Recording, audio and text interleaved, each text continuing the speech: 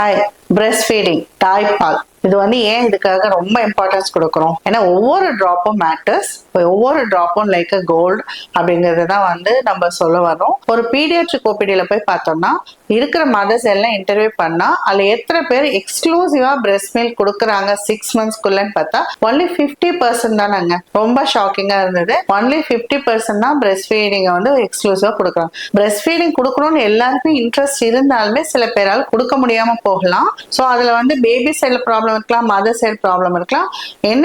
என்ன பெனிஃபிட்ஸ் வரும் தெரிஞ்சா நம்ம அதுக்கு ட்ரை பண்ணலாம். ஏன்னா டெலிவரி ஆன உடனே எல்லாருக்கும் ஒரு ஸ்ட்ரெஸ் என்னால மில்க் கொடுக்க முடியல, மில்க் பத்தல, மில்க் வரல அப்படிங்கிறது தான். இதுல மெயினா என்ன வரும்? ஃபர்ஸ்ட் திங் இஸ் அவங்களுக்கு ஹெல்த் பெனிஃபிட்ஸ்ல பாத்தீங்கன்னா லைஃப் சேவிங்கா இருக்கும். ஏன்னா டெலிவரி ஆன ½ an hourக்குள்ள பேபி எடுத்து பிரெஸ்ட்ல போடுறோம் ஆஸ் ஆப்ஸ்டிஷியனா நாங்க.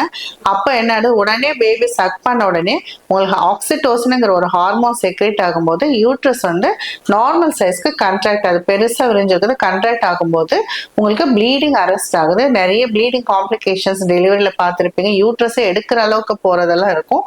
அதெல்லாம் ப்ரிவென்ட் பண்ண முடியும். பிளட் டிரான்ஸ்ஃபியூஷன் அவாய்ட் பண்ண முடியும். ரெண்டாவது பாத்தீங்கன்னா உங்களுக்கு வெயிட் லாஸ் ஆஃப்டர் டெலிவரிக்கு அப்புறம் ஒவ்வொருத்தரும் வெயிட் போடுவாங்க. ஆனா எவ்வளவு மில்க் கொடுக்குறீங்களோ அவ்வளோக்கு equal to 1 ml equal to 1 calorie. அந்த அளவுக்கு ஒரு drop to equal to even அது 1 ml தான் கணக்கு வச்சுக்கிறோம். 1 ml டு 1 calorie வச்சுக்கோங்க. அப்ராக்சிமேட்டா பர் டேக்கு 300 ml என்னாக்கா அதே மாதிரி பாத்தீங்கன்னா 300 calories நீங்க லூஸ் பண்றீங்கிறத கணக்கு. ஸோ அது நம்ம வெயிட் லாஸுக்கு பெனிஃபிஷியலா எடுத்துக்கலாம். மூணாவது மென்டல் வெல்பீயிங். நமக்கு பேபி டிமாண்ட் கிரியேட் பண்ணும்போது நமக்கு அந்த வாண்டிங், அந்த விஷ் அதெல்லாம் வருது. பிளஸ் பாண்டிங் நடக்க அந்த ஸ்ட்ரெஸ் ரிலீஸ் ஆகத பாக்குறோம். அந்த நிறைய ஹார்மோன்ஸ் ப்ரொலாக்டின் அண்ட் ஆக்சிடோசின் இருந்துட்டே வருதுனால தேர் ஆல் ஹாப்பி ஹார்மோன்ஸ். அப்போ என்ன ஆயிடும்னா உங்களுக்கு மூட் சேஞ்சஸும் எலிவேட்டடாகவும் இருக்கும், நல்லதாகவும் இருக்கும் அப்படிங்கிறது. நெக்ஸ்ட் பாத்தீங்கன்னா எதுக்காக ரெஸ்ட் மில்க் கொடுத்தாலும் சில பேர் கொடுக்கணும்னு நினைச்சாலும் வர முடியாது.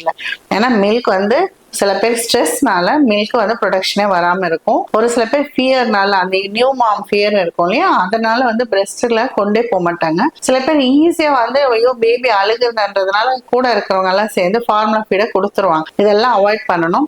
உங்களுக்கு நேச்சுரலா ஃபுட் என்ன வரணும் அப்படின்னா இதெல்லாம் சாப்பிட்டா மில்க் அதிகமாகும். ஒண்ணு கேலக்டோகாக்சன் சொல்றது மெடிசனும் இருக்கு, பவுடர் ஃபார்ம்லயும் இருக்கு. பட் டயட்ல என்ன இருக்கு?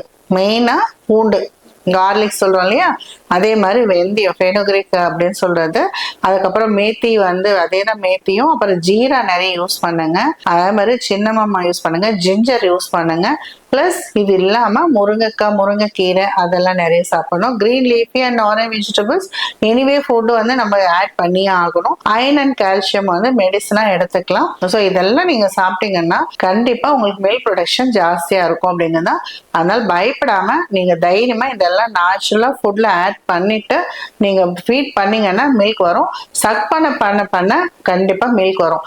எக்கனாமிக்ஸ் ஸ்டேட்டஸோ நம்மளோட அவைலபிலிட்டியோ இதெல்லாம் எக்ஸ்கியூசஸா கொடுக்காம நமக்கு ஃபுட்டு இம்பார்ட்டன்ஸ் கொடுத்து நம்ம அந்த 6 months நல்லா ஹெல்த்தியா சாப்பிட்டோம்னா தான் பேபிக்கு நம்ம இம்யூனிட்டி கொடுக்க முடியும், இன்ஃபெக்ஷனை ப்ரிவென்ட் பண்ண முடியும்.